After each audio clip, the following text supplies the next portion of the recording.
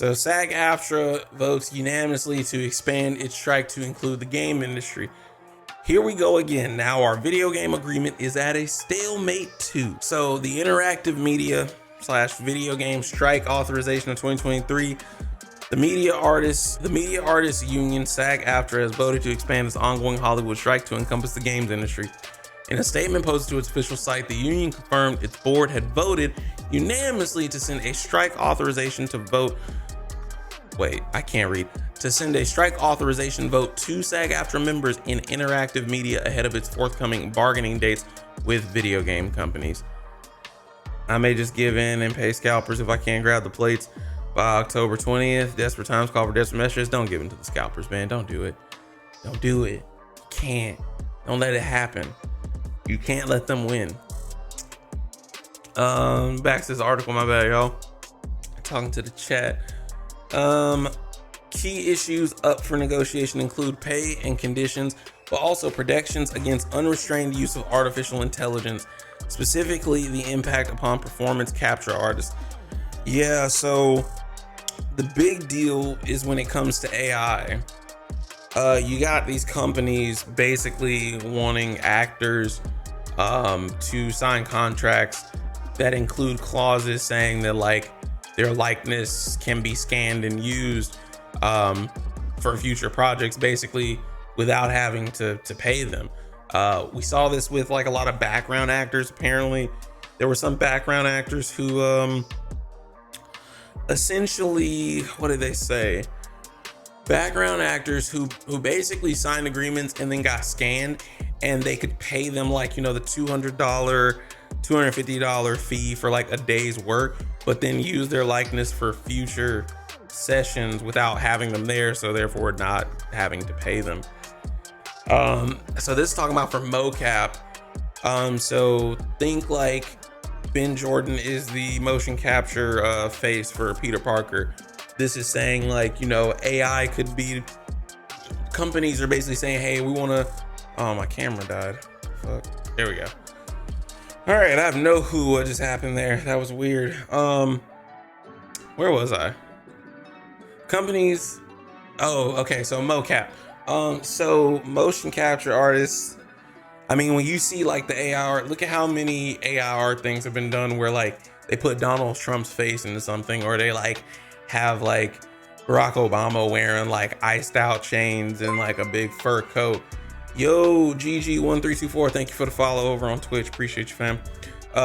So essentially the worry is that they would use AI to recreate mocap faces and stuff for character models and everything, and not have to pay the performance capture artists. I can see how that would be a very big deal. Very big deal. Companies involved in the negotiations include Activision, Disney, EA, Epic Games, Insomniac, Take-Two, and Warner Brothers. The thing that's so interesting to me there is you hear all the big dog publishers, and then like Epic Games and Insomniac are in there, Take-Two. And I guess I get it. It's probably because, I don't know about Epic Games, but I know like Insomniac is a first party studio under PlayStation. So like, I don't know, it's just interesting that like very specifically Insomniac Games called out, and it is, you know, right when they have one of their biggest titles about to launch. You know, I'm hoping that everything is good behind closed doors. Obviously you never know. Some of these companies I'm not surprised to see in here, Activision, Disney, EA, we hear oftentimes they're in some hot water as far as like cash grabbing and everything, especially EA with the microtransactions. But Epic Games obviously too, because their whole thing at this point is using the likeness of other properties and people for the collaborations, and then that's how they drive like a lot of sales. Just think about how many like content creator dances ended up in Fortnite, and like those people were never paid for using that. So it doesn't surprise me to see them there. And Warner Brothers. It's been nearly a year since SAG-AFTRA's video game contract, the interactive media agreement, was extended beyond the original expiration date as we negotiated with the companies for critical terms SAG-AFTRA members need, the statement explains. Unfortunately, throughout the negotiations, the companies have failed to address those needs. For this reason, the negotiating committee and national board unanimously agreed that The union should have a member-approved strike authorization in hand when bargaining resumes on September 26th. So, everybody, prepare to buckle up. We're about to have a huge stop in terms of media, not only in movies and TV, but also possibly gaming. If these companies don't just start paying these actors and writers, bro, they did not come to play. These folks are stopping work. I mean, at one point I saw something where it was costing like productions like $600,000 a day or something like that for like the WGA and SAG-AFTRA strike in terms of Hollywood. And then with gaming, you know, gamers are wild.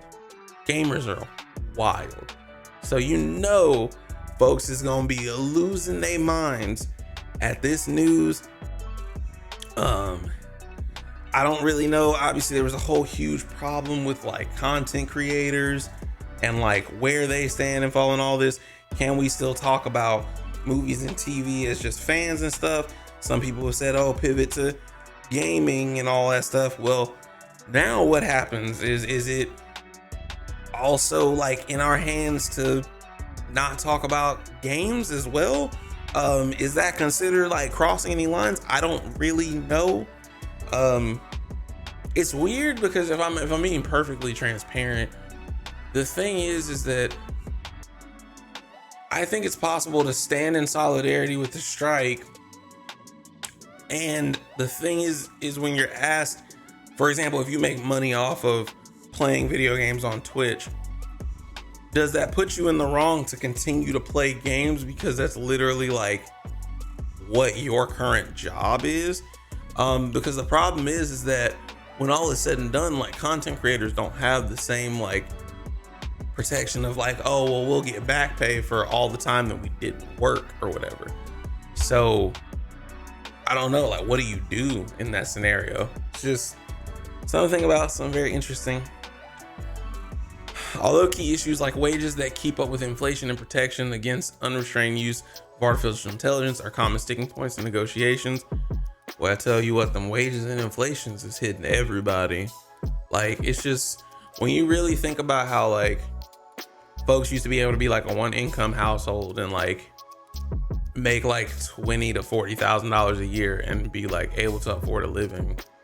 Now you got people making six figures who still live check to check.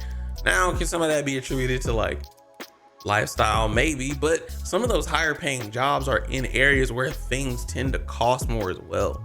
So like, yeah. What to say?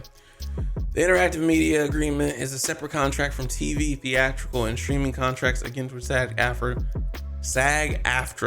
members are currently striking. Here we go again. Now our video game agreement is at a stalemate too, said SAG-AFTRA President Fran Drescher. That sounds like an American Dad name. I'm not gonna lie. That sounds like the name of a character in American Dad. I know this is a very serious moment, so I don't know, like, I know maybe I shouldn't be joking, but like, I just had to get that off. I'm sorry, y'all.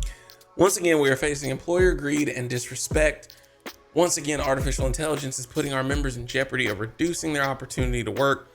And once again, SAG-AFTRA is standing up to tyranny on behalf of its members. The overlap of these two SAG-AFTRA contracts is no coincidence, but rather a predictable issue impacting our industry as well as others all over the world.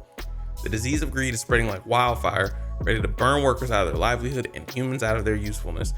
We at SAG-AFTRA say no, not on our watch.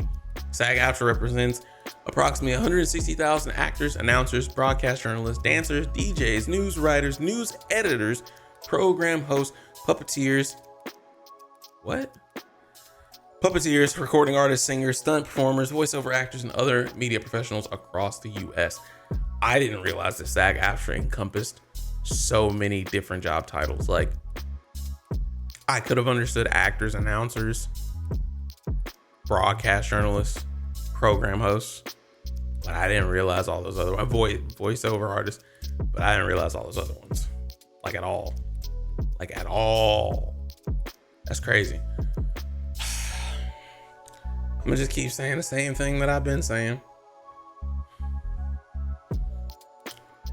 Pay these people. Pay the actors and writers. We wouldn't have the writing for the actors to carry out if it You know, if it wasn't for the WGA, we wouldn't have the studios making millions of billions of trillions of dollars without the actors actually acting out what the writers wrote. Just pay these people, please. It also worries me and like maybe saddens me because like the way that they make mention of like dealing with corporate greed and everything when it comes to working with the games industry, and they specifically call it like Insomniac. I personally really like the studio. I don't necessarily know what type of power they hold as far as like casting and what the conditions of casting for like the SAG members are, just because they are under PlayStation. So it's like, do you blame that studio or do you blame their like parent company for whatever the decisions are as far as like use of AI and all of that stuff?